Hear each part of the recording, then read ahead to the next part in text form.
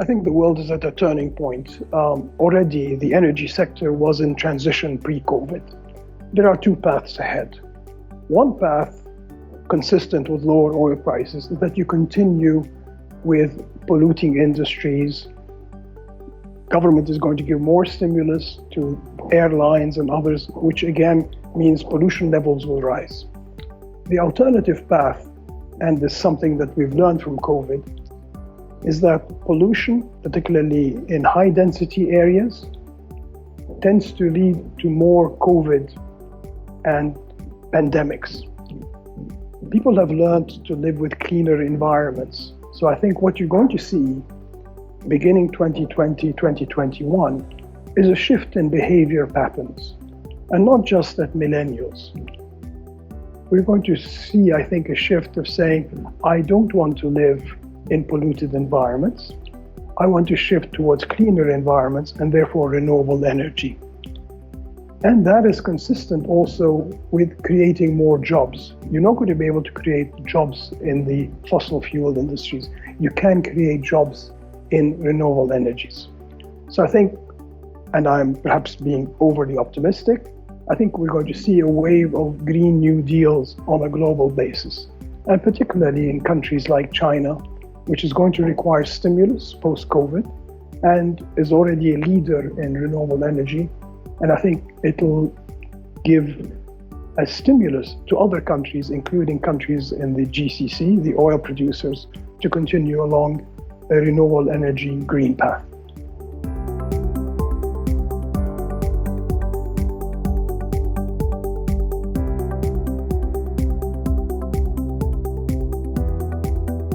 I think the main issue is going to be government budgets. The lower oil prices, given the high dependence of the Gulf countries on oil for government revenue, more than 60-70%. In the case of Saudi, something like 90% of revenue comes from oil, is going to be the capacity of governments to continue financing renewable energy projects. So what we're likely to see is some delay, particularly for the larger projects. Existing projects will continue. Against that, I think there are two things. One is that governments can reduce subsidies. Already subsidies have been reduced in the past. This is the perfect occasion to cut out subsidies because you've got low oil prices anyway. That would free up fiscal space and allow governments to continue financing renewable, but also energy efficiency. The other, and this is also happening, is inviting the private sector to play a more important role. We're already seeing that. So what you're seeing now is more private sector financing of renewable energy and energy efficiency projects across the region. And that is very promising for the future because it means you're less vulnerable to oil price shocks and to other shocks because you've created space for the private sector to come in.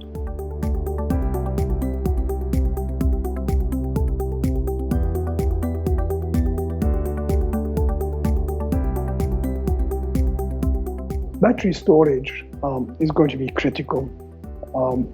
Already we've seen the cost of battery storage decline, something like 50% per year over the past 3-4 years. So it's clear that battery storage is going to be the linchpin for the renewable energy, particularly as you're going towards more distributed power production that is off-grid. And it's going to be critical for aggregators and who are now starting to develop virtual power plants, i.e. taking energy which is now distributed, aggregating it onto the grid and redistributing it. That is critically hinging on battery storage. The same is true for moving the transport sector towards e-transport, electric vehicles and the like. Again, I think we're finding those solutions. What we haven't found yet is solutions for large-scale utilities. We've seen some interesting examples in Australia. UAE, I think, is moving as well in that direction. Saudi Arabia is another country which is looking at battery storage. So this is a space where technology is going to be changing very rapidly. Costs are going down, and I think increasingly you're going to see battery storage being used in a big way, not just behind the meter at the level of households, but also at the level of aggregators, and then eventually at large-scale utility levels.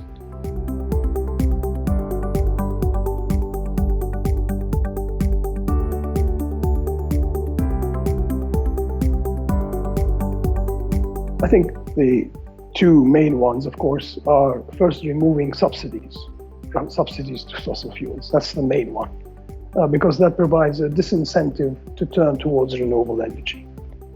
And as I said, this is the perfect occasion to remove those subsidies. You don't need them when you've got very low oil prices. The second one, I think, is energy efficiency. This is the low-hanging fruit in the region. Remember that the region is desertic climate, so you tend to use a lot of air conditioning, and that tends to consume a lot of power. Now, when you invest in energy efficiency, you can reduce those costs. So I think the low-hanging fruit, again, is energy efficiency, giving more incentives to energy efficiency, whether it's through electricity producers, through building standards, and other, but investing also in new technologies. So those, I think, are the two main ones. The third and critical one, I think, for the private sector is facilitating financing, giving more incentives to the banks, helping the markets develop new instruments for the financing of renewable energy, but also, and this is the critical bit, having a clear strategy with respect to renewable energy, and announcing what the tariffs will be and being flexible in terms of tariffs. Given that the technology is changing very rapidly, there's going to be incentives to lower tariffs over time. We're heading towards practically 1 cent per kilowatt. We never dreamed that would happen, but the technology is leading us in that direction. So be flexible in terms of your tariff policy. Be flexible in terms of distributed energy. Allow the private sector to adopt technology and new solutions, and don't put any barriers in there. And what that means, it means that state-owned enterprises, the large public utilities, will need to open up towards private sector participation. I think that's going to be on the agenda moving forward.